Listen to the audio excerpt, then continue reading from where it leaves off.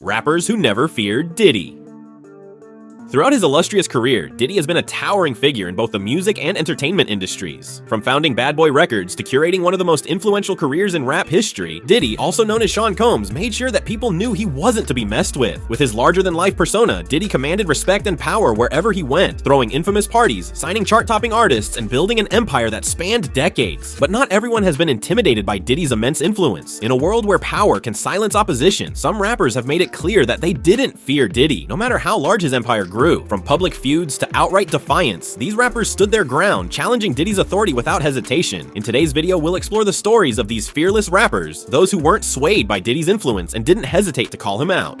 Whether it was through beefs, personal disagreements, or standing up for their beliefs, these artists showed the world that no amount of power could silence their voices. Let's dive into the boldest rappers who never feared Diddy and how they carved out their paths without bowing to his control. 50 Cent's unrelenting criticism of Diddy. Now, Fifth, when you continuously call Puff gay, is that a relationships in Hollywood? I don't call him gay. I said.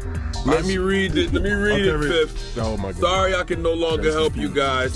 Soon you will all be gay and happy. You are all now left under leadership of Puffy Daddy. Report to the nearest rainbow. Dinner thieves. 50 Cent's feud with Diddy has become the stuff of legend in the hip-hop world. Known for his no-nonsense attitude and willingness to speak his mind, 50 Cent never shied away from taking shots at Diddy, even at the height of Diddy's influence. Their feud started in the early 2000s and only escalated over time, with 50 regularly poking fun at Diddy in interviews, on social media, and through public statements. He allegedly assaulted his son's football coach with kettlebells, and I guess you guys are friends, but you immediately went on Instagram with this, which is really funny. Yeah. It was really funny. Did Diddy find that amusing? He probably didn't. You know, like when I first heard it, it just was funny to me because, like, no matter what you do, you get these different status. Like, you'd be like writer, producer, a mogul. Yeah. And as soon as you get in trouble, they go rapper. Ah. You go right back to rapper. Right back to rapper. And then I saw that happen to him, and I was like laughing. I poked fun at it because, you know, it didn't seem like a real serious situation. And then when it kind of, you know, starts bad, no matter what it is, it starts bad in the news, and then it kind of makes its way over to something positive. And no one reports it when it starts to become positive. Right. And then as it started to... One of the earliest moments of tension between the two came when 50 accused Diddy of exploiting the legacy of the notorious B.I.G. by profiting off his name without truly honoring his memory. 50 didn't hold back, saying, "Enough is enough. Biggie's name should never have become Diddy's black card." This jab at Diddy's business practices revealed how 50 Cent viewed Diddy as someone more concerned with making money than respecting the legacy of fallen icons. Way before all this shit came out, y'all be, you know, you motherfuckers like always saying, and you too, John, Reggie be lying, Reggie making up shit. But if y'all go and listen to my videos before, y'all see I done spoke on all this bullshit before. Been telling y'all, Puffy Combs is a fucking homosexual. Any man sitting paying a motherfucking meal to come and watch him have sex with his girl is a weirdo. Now I know y'all be like, well, you don't watch porn, you don't watch porn. No, number one, I don't pay a motherfucking man to come and watch me or let me watch them and a man. I mean, a girl. I ain't gonna pay no man to do that. And generally, if I'm watching porn, it's girl on girl. That's just my taste. But yeah, that's crazy. But I've been telling y'all the nigga is gay.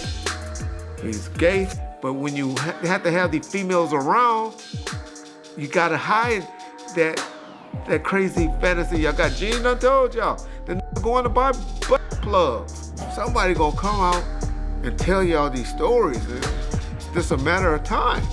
Combs was also criticized by Usher for not being the greatest role model.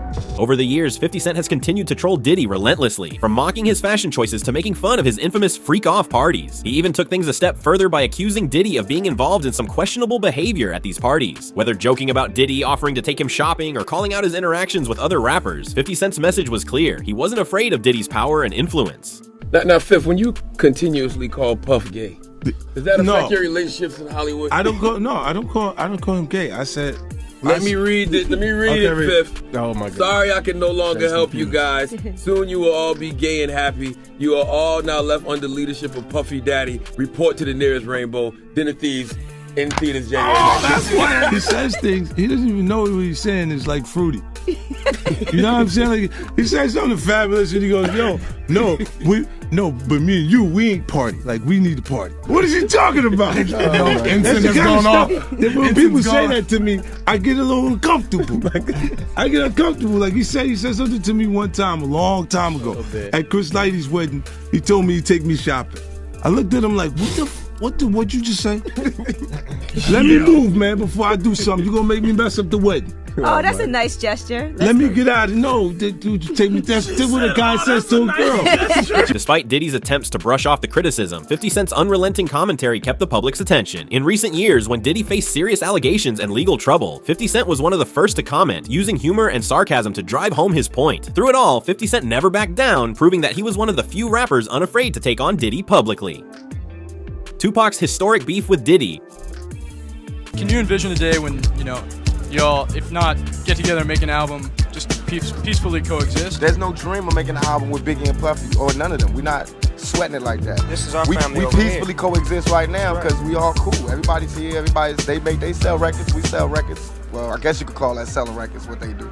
We sell large amounts of records, and they sell a few records. Perhaps one of the most well-documented and tragic conflicts in hip-hop history was between Tupac Shakur and Diddy. The East Coast-West Coast feud that defined much of the 1990s had Tupac and Diddy at the center, with tensions between their respective camps escalating into a deadly rivalry. Tupac's disdain for Diddy wasn't just professional, it became deeply personal, as both sides traded barbs and threats that ultimately culminated in violence. Tupac hit us with Hit 'Em Up, and that joint was cold. I had to make the call to Biggie, and I said, we not gonna respond, somebody's gonna get hurt. Puffy trying to see me weak, hearts I rip, Biggie Smalls and Junior Mafia, some more. New court documents show that Heapy D. Davis accused Sean Diddy Combs of paying $1 million for the of rap icon Tupac Shakur. Tupac famously accused Diddy of orchestrating an attack on him at Quad Recording Studios in New York, where Tupac was shot and robbed. Although no concrete evidence ever surfaced to support the claim, Tupac believed Diddy and his associates were behind the ambush, fueling a bitter rivalry that would shape the future of hip-hop. Tupac's anger only grew from there, and he used his music as a platform to air his grievances. In his diss track Hit 'Em Up, Tupac didn't mince words, calling out Diddy by name and making it clear that he had no fear of the bad boy mogul. The song became one of the most infamous diss tracks in hip-hop history, and it solidified the animosity between the two camps. Tupac's refusal to back down, even in the face of one of the most powerful figures in the industry, showed just how fearless he was. While the East Coast-West Coast feud was marked by numerous players and shifting allegiances, Tupac's bold defiance of Diddy was central to the conflict. His willingness to speak out against Diddy, despite the potential consequences, highlighted the raw intensity of their rivalry. Tragically, both Tupac and Biggie would lose their lives in the aftermath of this feud, but Tupac's legacy as someone who never feared Diddy endures to this day. Suge Knight's conflict with Diddy. Another significant figure who never feared Diddy was Suge Knight, the notorious co-founder of Death Row Records. Suge and Diddy's feud was tied to the broader East Coast-West Coast rivalry, with Suge representing the West Coast alongside artists like Tupac, Dr. Dre, and Snoop Dogg. While Diddy was building his empire with Bad Boy Records, Suge was doing the same with Death Row, and the two were bound to clash. Suge didn't shy away from antagonizing Diddy publicly.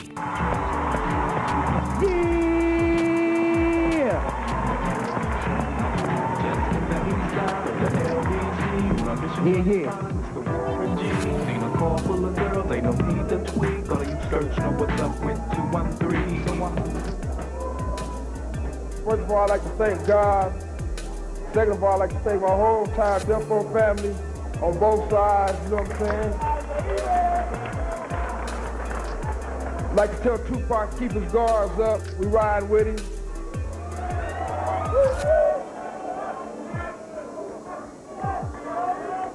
And one other thing I'd like to say, any artist out there want to be an artist and want to stay a star, don't want to have to worry about the executive producer trying to be all in the videos, all on the record, dancing. Come to Death Row.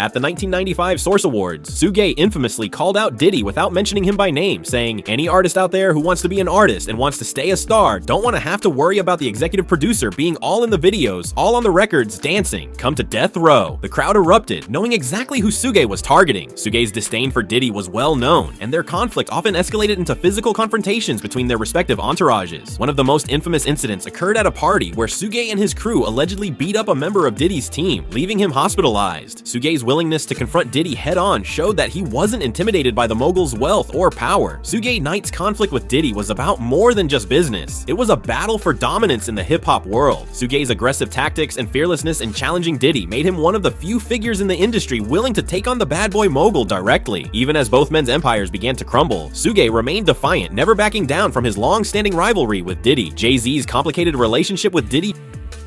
Jay-Z and Diddy have always maintained a complicated relationship, one that has evolved over the years as both men rose to the top of the entertainment industry. While they've shared stages, business ventures, and public accolades, there have always been whispers of tension between the two moguls. Jay-Z, known for his strategic approach to both business and personal relationships, has never been one to fully align himself with Diddy, despite their public camaraderie. In the early days of his career, Jay-Z respected Diddy's success and learned from his business acumen. However, as Jay-Z built his own empire with Rockefeller Records and later Roc Nation, he became less reliant on Diddy's influence. Their paths diverged as Jay-Z sought to distance himself from the controversies and drama that often surrounded Diddy. One notable moment of tension came when Diddy allegedly took issue with Kendrick Lamar's claim to be the king of New York in his verse on Control. While Diddy reportedly confronted Kendrick over the line, Jay-Z, who was also mentioned in the song, didn't take the bait. Instead, Jay-Z's silence spoke volumes. He didn't feel the need to engage in petty squabbles, showing that he wasn't swayed by Diddy's attempts to control the narrative. Eminem's subtle jabs at Diddy.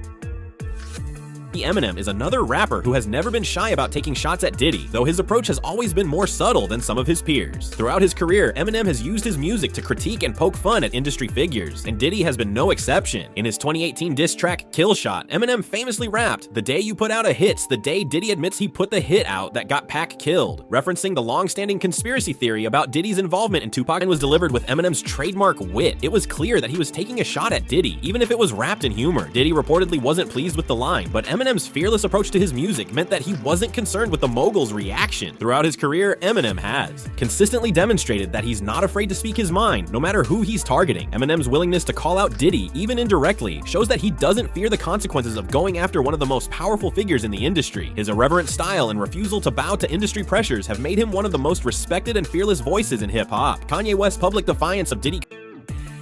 Kanye West has never been one to hold his tongue, and his relationship with Diddy is no exception. While the two have collaborated in the past and share mutual respect as titans of the music industry, Kanye has never hesitated to challenge Diddy publicly. Whether it's through social media rants, interviews, or even in his music, Kanye has made it clear that he's not intimidated by Diddy's power. Poison me, and by the way, y'all done already fucked with me so much. Y'all already black mirrored me. You already made everybody think I'm crazy. You already took my family away. You already separated all my friends. I don't got no celebrity friends. Because when I was on TV, on Instagram saying, I don't know where my child is, and the Kardashians kidnapped my daughter in public, and I didn't have the address of my child, none of these niggas that want to say something Travis now. gave you the address, though, right? Travis gave me the address. In 2022, Kanye took to social media to criticize Diddy for his comments about Kanye's controversial White Lives Matter shirt. Diddy, who expressed disapproval of the shirt, was quickly met with a scathing response from Kanye, who called him a fed and accused him of trying to control him. The public spat was a reminder that Kanye, despite his own controversies, wasn't afraid to go toe-to-toe with one of the most powerful men in the industry. Kanye's defiance of Diddy is emblematic of his larger approach to the industry. He refuses to be controlled by anyone, regardless of their status or influence. Throughout his career, Kanye has consistently demonstrated that he won't be intimidated by anyone, not even Diddy. Whether it's through social media rants or public appearances, Kanye's willingness to challenge industry norms and the people who uphold them has solidified his reputation as someone who stands his ground no matter who he's up against. Usher's complicated history with Diddy.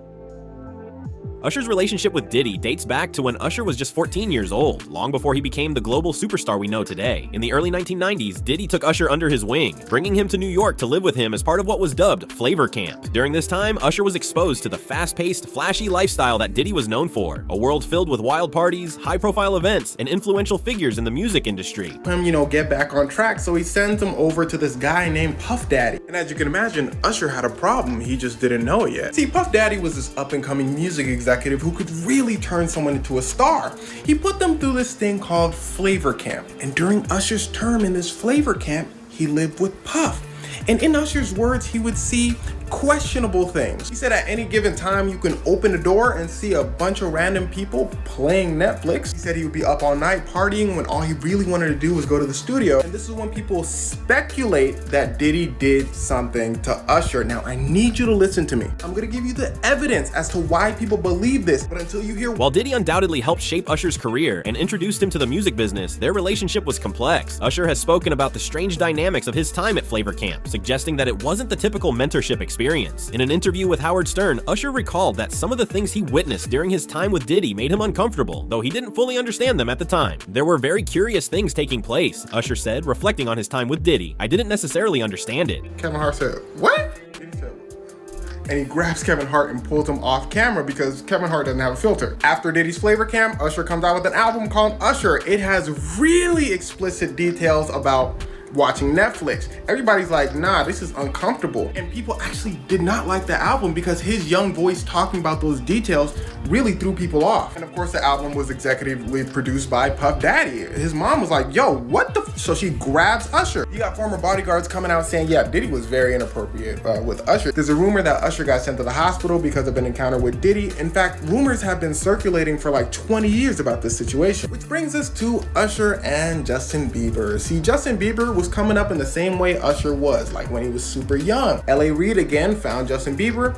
Usher and Justin Timberlake both wanted to sign Bieber, but Bieber chooses Usher and Usher basically becomes a mentor. Usher's willingness to discuss these experiences shows that despite Diddy's power and influence, Usher was not afraid to hint at the darker side of their relationship. He even admitted that he would never send his own child to Diddy's Flavor Camp, suggesting that the mentorship he received was far from conventional or ideal. This candid admission underscored the unease Usher felt during his early years under Diddy's tutelage, showing that while he may have benefited from Diddy's guidance, he wasn't willing to turn a blind eye to the questionable aspects of their relationship. Usher's reflections on his time with Diddy highlight the complicated power dynamics at play.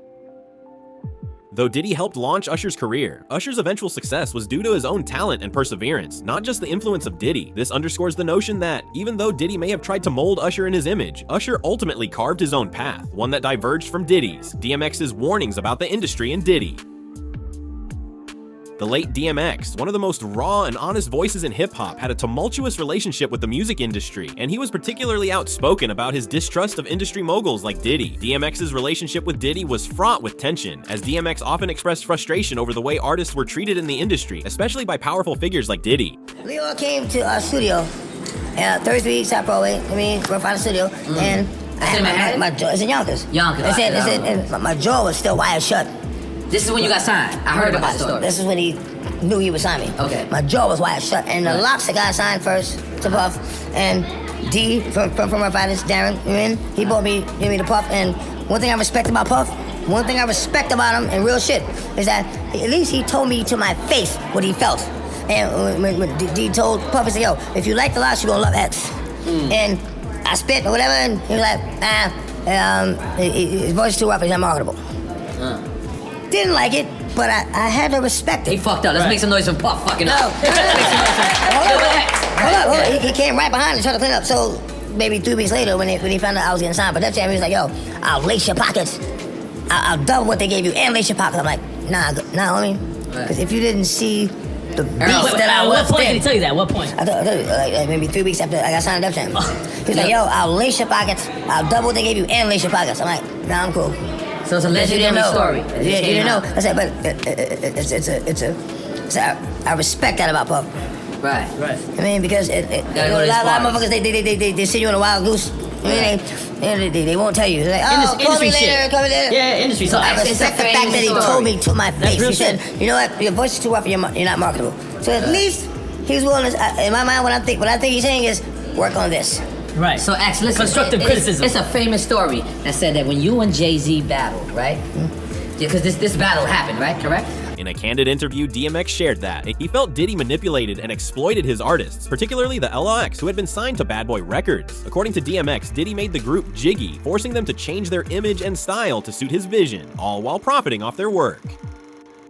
DMX was vocal about his refusal to be controlled in the same way, saying, "I'm not an industry artist, I'm an artist in the industry." DMX's distrust of Diddy extended beyond just business practices. He was also critical of the overall culture that Diddy cultivated, one that emphasized glitz, glamour, and excess at the expense of authenticity. DMX was a street poet at heart, and he resented the idea of conforming to industry standards set by moguls like Diddy. His fierce independence and refusal to be molded into someone else's image made him one of the few rappers who never feared Diddy's influence. Throughout his career, DMX used his platform to warn others about the darker side of the music industry. In his song, The Industry, DMX exposed the pitfalls of fame and the ways in which artists are often manipulated by those in power. He rapped, "The industry wants new artists to sell their souls. The industry don't give a censored about you, but the industry couldn't make a dime without you." DMX's legacy as a fearless, uncompromising artist remains intact, and his warnings about figures like Diddy have only become more relevant as more stories about the inner workings of the music industry come to light. DMX's ability to stand up to powerful figures, including Diddy, without hesitation speaks to his strength and resilience as both an artist and a man. 50 Cent's continued feud with Diddy. Returning to 50 Cent, it's clear that his feud with Diddy wasn't just a short-term rivalry. It's been a consistent thread throughout both of their careers. While many feuds in hip-hop eventually fade or are resolved, 50 Cent's issues with Diddy have only intensified over time, with 50 frequently taking jabs at Diddy in interviews, on social media, and even in his music. Did he do it, right? Yeah. I know He did it. you've been heavy on social media talking about it. He did it. And I'm the only one who's been vocal about this long before it actually. But I also didn't participate. I also didn't go to those parties. Yeah. So a lot of the celebrity culture that you don't hear saying anything is because they participated. Was there a reason you never went to those parties back in the day? I'm just not with all that 50 shit. Like all of the stuff that he's doing, I'm not into that type of stuff. I'm just a little more, maybe you could say basic or normal. One of the most consistent themes in 50 Cent's criticism of Diddy is the belief that Diddy takes advantage of others for his own benefit. Whether it's profiting off the legacy of Biggie or using his power to manipulate younger artists, 50 has never hesitated to call out what he sees as Diddy's self-serving behavior. "I ain't never felt the need to bow down to Diddy," 50 said in an interview. "I'm my own boss."